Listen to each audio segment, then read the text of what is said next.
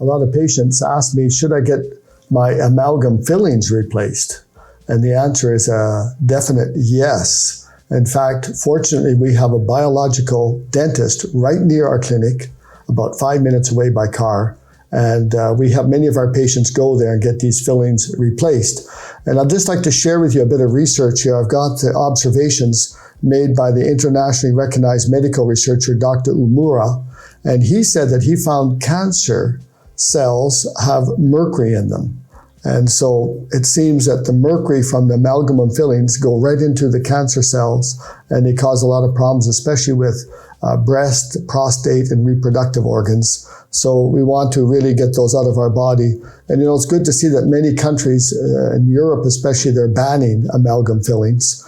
And what we do is we need to replace them with biocompatible composite.